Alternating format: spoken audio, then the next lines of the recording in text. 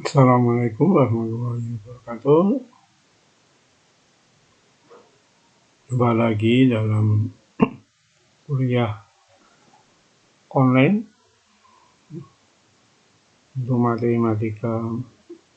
mata kuliah matematika ekonomi ya, bagi mahasiswa-mahasiswi jurusan akuntansi di STI Stekom.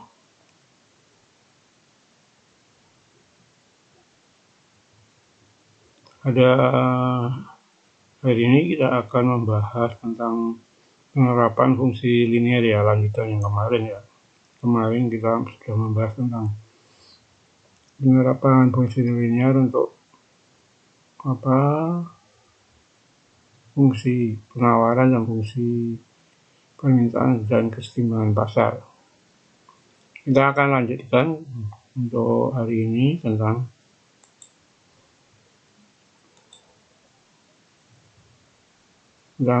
ini ya, yang biaya keseimbangan pasar, dua macam produk dan pengaruh pajak dan subsidi terhadap keseimbangan pasar. Jadi kita akan membahas dua item ya, yaitu keseimbangan pasar dua macam produk dan pengaruh pajak dan subsidi terhadap keseimbangan pasar. Jadi kemarin kita sudah membahas tentang keseimbangan pasar untuk satu barang ya, satu produk atau satu barang. Jadi kita akan membahas tentang dua barang ya. Jadi terkadang dalam suatu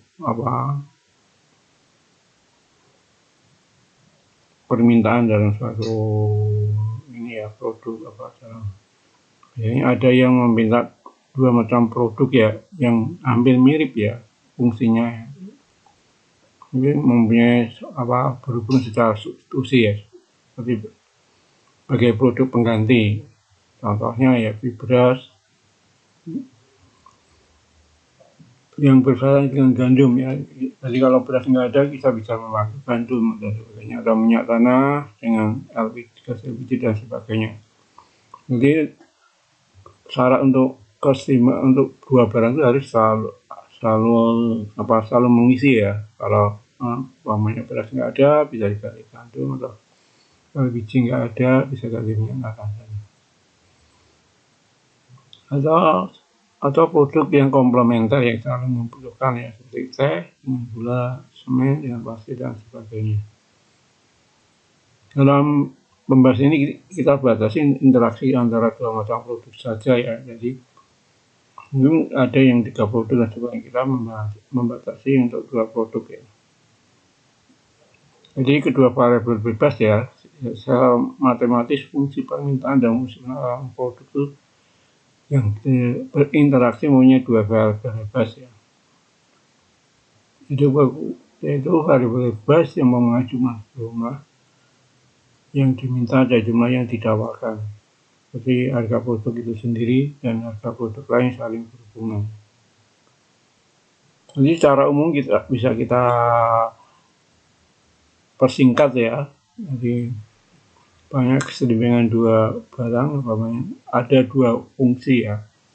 Fungsi permintaan yaitu fungsi barang, dua barang itu fungsi permintaan itu ada 2 barang, yaitu fungsinya adalah Q, DQ sama dengan A0 ya. A0 itu notasinya ya, notasi A0 minus. Jadi kalau untuk permintaan kan untuk koefisiennya untuk yang sesuai dengan namanya ya, barangnya ya. Jadi kalau KDX ya, yang minus itu koefisien dari PX dari X ya. Jadi yang minusnya yang ada yang sama ya. Ini barang pertama, ini barang pertama PX plus, ini bisa plus bisa minus ya, gantung nanti. Terus koefisiennya bisa plus bisa minus, jadi A2PY. Jadi ini barang kedua, jadi P-nya 2 ya, PX dan PX, dimana untuk yang sesuai dengan barangnya ini koefisiennya minus. Tapi kalau untuk barang kedua atau Y itu bisa positif bisa negatif, jadi ini tidak harus positif, bisa negatif juga. Terus untuk barang kedua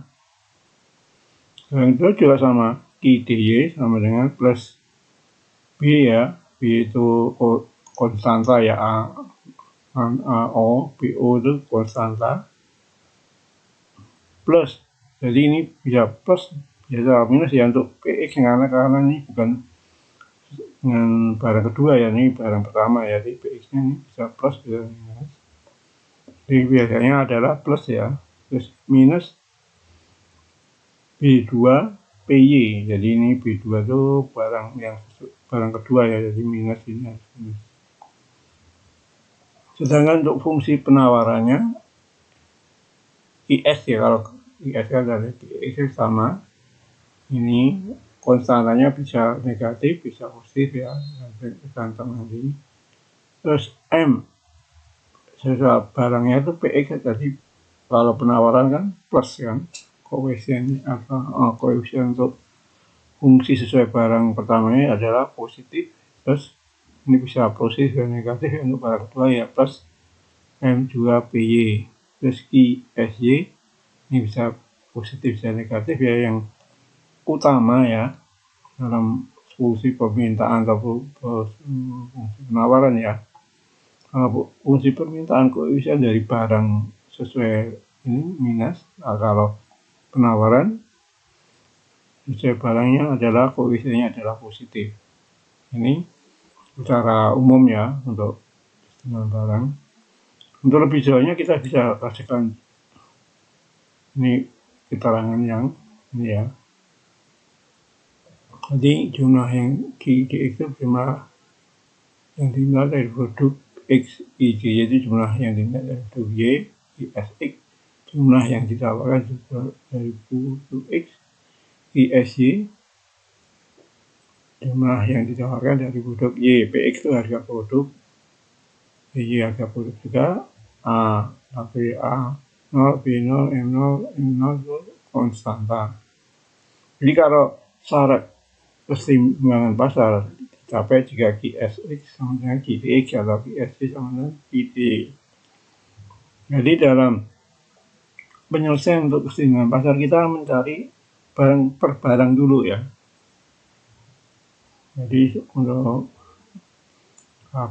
mencari untuk keseimbangan dua produk itu kita mencari untuk satu barang dulu, keseimbangan satu barang dulu, nanti dari hasil itu bisa kita keseimbangan lagi antara hasil barang X dan barang Y. Contohnya ya akan lebih jelas. Umpamanya ini aja diketahui fungsi permintaan dan fungsi penawaran dari dua macam produk ya.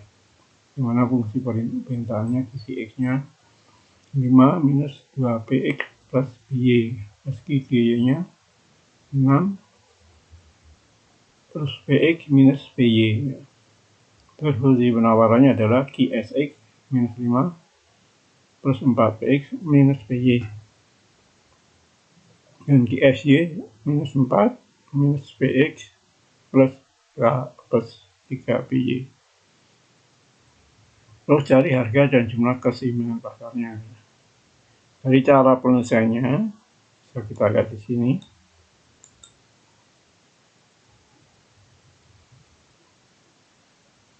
Kita keseimbangan dulu antar barang ya, sesuai barang sendiri ya. QDE dengan QX3 kita keseimbangkan dulu. Ini diseimbangkan 5 minus 2PX plus PY sama dengan minus 5 plus 4PX minus PY. Ini dihitung sehingga hasilnya ini 2PY plus 2 plus 10 plus 6PX. Jadi dari keseimbangan barang X ya dihasilkan ini PY sama dengan 5 plus 3PX. Jadi kita belum bisa mencari ya harga PX karena ini ada notasinya yang belum terhitung ya, jadi PX-nya, PY-nya belum ketahui. Terus kita mencari keseimbangan untuk barang kedua ya, QCY sama dengan QSY. Ini bisa ini dilihat ini. QCY itu adalah sama dengan 6 plus PX plus PY sama dengan QSY itu minus 4 minus PX plus 3 PY. Dan ini bisa dihasilkan ini 4 PY sama dengan 10 plus 2 PX, sehingga dihasilkan PY sama dengan 2,5 plus 0,5 PX. Ini menjadi persamaan kedua. Dari persamaan pertama dan kedua kita substitusikan ya. Persamaan pertama kedua kita substitusikan, sehingga ini kita kurangin aja sehingga PY sama PY kan menjadi 0 kan. 0 sama dengan 2,5 plus 2,5 PX, sehingga PX nya bisa diketahui. PX nya menjadi minus 1.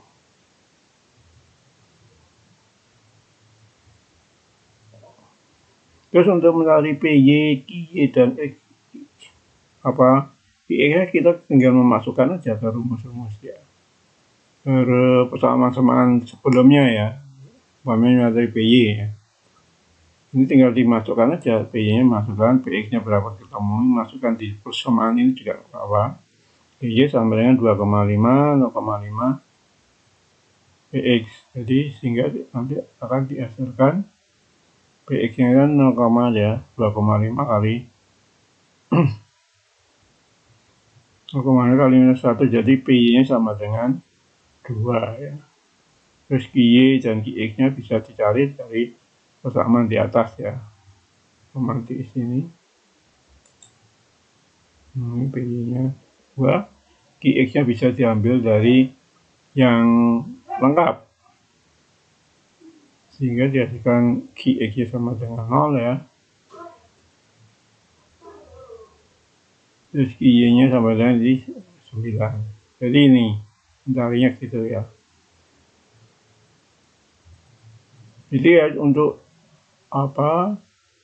keseimbangan untuk dua barang ya, atau dua produk ya. Jadi yang utama adalah kita mencari keseimbangan per barang dulu ya. Per barang sudah ketahui, karena per barang kan nggak mungkin dihasilkan suatu nilai ya. Jadi ini disimpan aja sebagai persamaan pertama, terus barang kedua menjadi persamaan kedua. Jadi persamaan pertama, persamaan kedua kita substitusi sehingga nanti akan dihasilkan nilai-nilai yang dicari ya.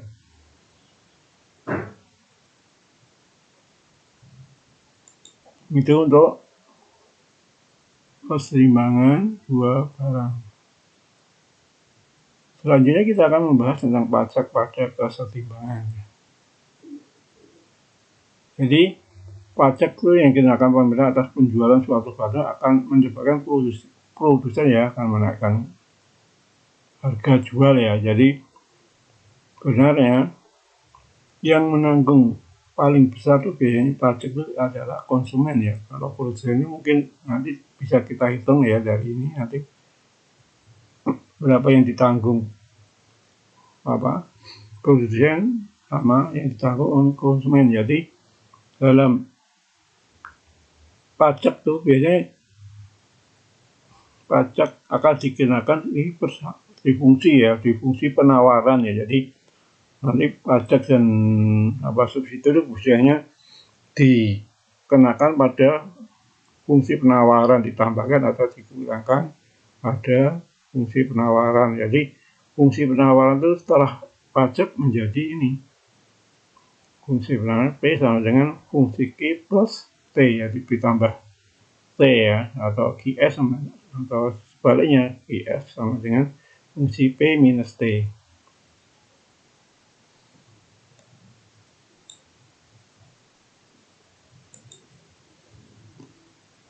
Agar lebih jelas kita bisa kasihkan contoh ya. Ini fungsi pemerintah suatu produk ditunjukkan oleh P sama dengan 15 minus Q, dan fungsi penawarannya adalah P sama dengan 0,5 Q plus 3. Terhadap produk ini pemerintah mengenakan pajak sebesar Rp3 per unit ya. Jadi pajaknya adalah Rp3. Ditanyakan ya berapa harga dan jumlah kecil pasar sebelum dan sesudah kena pajak. Berapa pajak per unit tanggung konsumen, tanggung produksi dan diterima oleh pemerintah ya. Jadi kita bahas. Jadi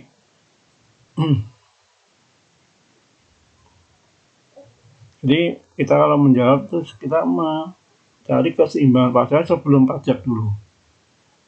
Nanti gunanya apa? Nanti gunanya untuk mencari yang dibayar produsen, yang dibayar konsumen, dan yang diterima oleh pemerintah. Jadi kalau ada pertanyaan gitu kita harus mencari keseimbangan sebelum pajak. Jadi dari persamaan tadi kita buat keseimbangan sebelum kena pajak ya. Ini dihasilkan nih ID sama dengan QS ya. Nah ini berubah jadi QD-nya berarti 15 minus Q P dan QS-nya berarti 2P plus 6. Kita keseimbangan dulu. Ini sehingga dari persamaan ini, keseimbangan ini kita hasilkan P-nya 3 dan Q-nya ada 12. Terus kita menghitung keseimbangan sesudah pajak. Jadi pajaknya itu nanti ditambahkan di fungsi penawarannya ya. Jadi pada ini P sama dengan 15 minus Q. Kita tambahkan 3. P sama dengan 0,5. Ini yang permintaan ya 15 plus Q. Jadi QD-nya berarti 15 minus P. Dan fungsi penawarannya adalah 0,5 Q plus 3 plus 3 lagi. Karena pajaknya 3 tadi kan. 3 dihasilkan 0,5 Q sama dengan 6. Jadi QS-nya menjadi 2P minus 12. Setelah dihasilkan ini kita kesetimbangkan ya. Jadi 15P sama dengan 2P minus 12. Sehingga dihasilkan P-nya sama dengan 9 dan Q-nya sama dengan 6. Jadi pajak keseimbangan sesudah pajak adalah pada harga 9 dan kuantitasnya adalah 6. Tapi kalau yang sebelum pajak ya harganya 3, kuantitasnya 12. Itu ya untuk keseimbangan. Dan untuk mencari berapa ya pajak total diterima pemerintah, pajak yang ditanggung konsumen, dan pajak yang ditanggung produsen, itu kita pakai rumus ini aja. Kalau pajak total yang diterima pemerintah adalah pajaknya berapa T kali QT-nya pada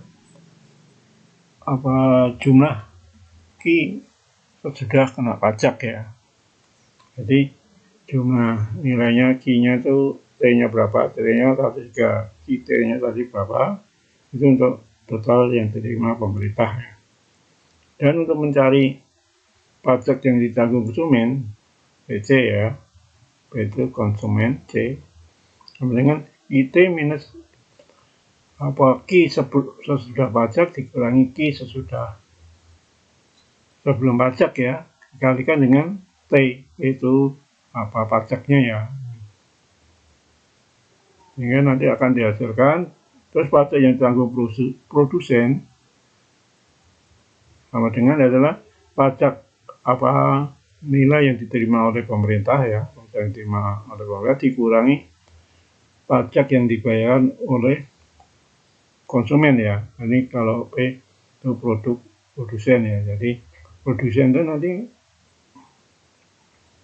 bayarnya akan lebih rendah daripada yang dibayarkan konsumen. Ini bisa kita buktikan dari ini ya. Kita buktikan ini, coba ini lihat. Kita pakai satu contoh yang atas ya tadi ya. Jadi pajak yang diterima oleh pemerintah, government ya gitu. T-nya berapa? T-nya 6 kan. Terus T-nya 3, jadi 6 kali 3 adalah 18 rupiah ya. Yang diterima oleh. Terus yang dibayar oleh konsumen, jadi T-nya dikurangi Q kali T, jadi 16 kurangi 12 ya kali 3, jadi ini kalau ini kan dianggap positif ya, jadi bisa dibayar 18 juga.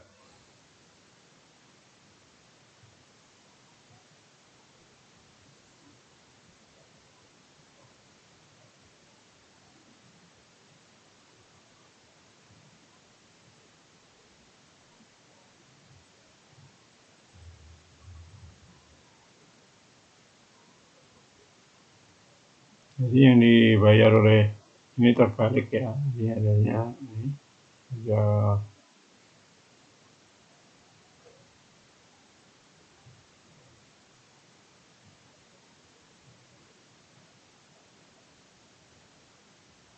Ini dari kita pakai contoh itu ya nilainya ini. Yang penting contohnya ya, mungkin contohnya nanti untuk apa namanya fungsinya kurang mana ya. Jadi hasilnya akan ini. Tapi kalau sebenarnya nanti kalau contoh soal yang nanti sebenarnya nanti hasilnya akan pajak yang dibayarkan oleh produsen akan lebih kecil dari pajak yang dibayarkan oleh konsumen.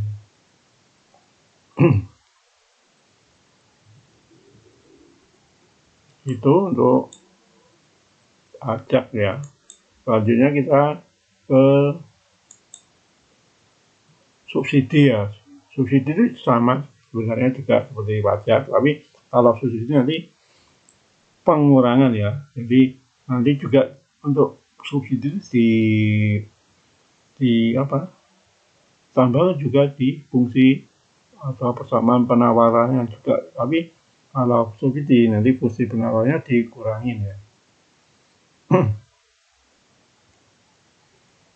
Ini jadi fungsinya nanti fungsi penawarannya menjadi ini P sama dengan A plus BQ minus S itu subsidi ya.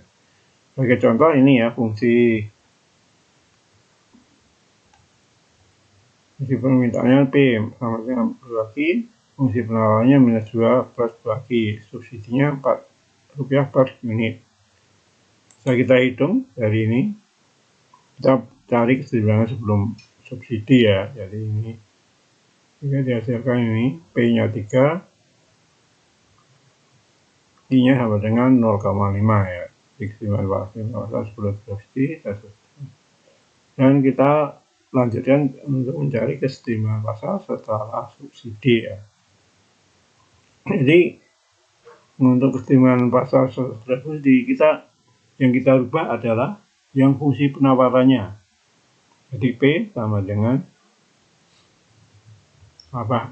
Jadi ini bisa dikurangi atau P sama dengan +4 ya.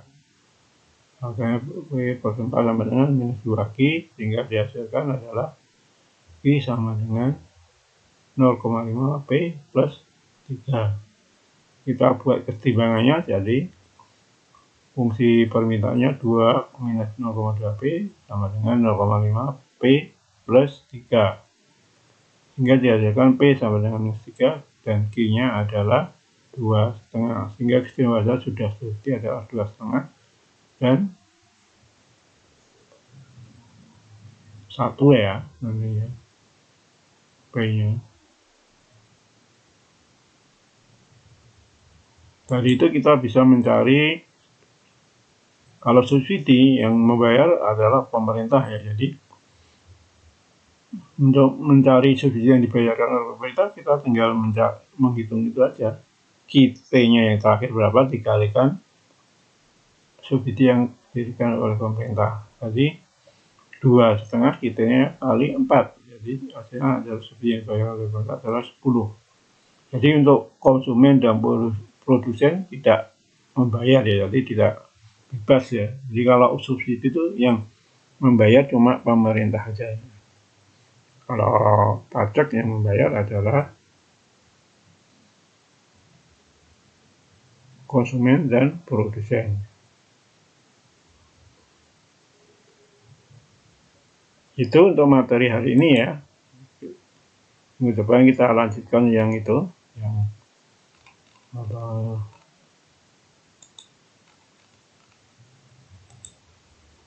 yang untuk pengaruh fungsi biaya, fungsi pendapatan, analisis ulang pokok, terus fungsi konsumsi dan tabungan, serta model penentuan pendapatan nasional. Jadi untuk hari ini kita sampai di sini ya untuk materi hari ini. Dan ini ada soal ya, ada 2 soal, silakan nanti dikerjakan, boleh dikumpul, boleh tidak. Nanti dikerjakan karena soal-soal ini nanti akan keluar dalam ujian akhir semester ya. Jadi semua soal-soal yang ujian semester itu kayak UTS ya tengah semester maupun akhir semester diambil dari soal-soal yang ada di materi yang diberikan. Demikian untuk materi hari ini. Bila ada yang ditanyakan silakan nanti bisa WA ke saya, atau kurang jelas ya WA saya langsung. Sebelum kita tutup silakan untuk absensi ya, diisi akad maupun nanti di kolom komentar di YouTube. Juga jangan lupa untuk subscribe YouTube-nya ya, agar nanti bisa memberikan tambahannya ya bagi yang subscribe YouTube-nya. Demikian kurang lebihnya maaf. Wassalamualaikum warahmatullahi wabarakatuh.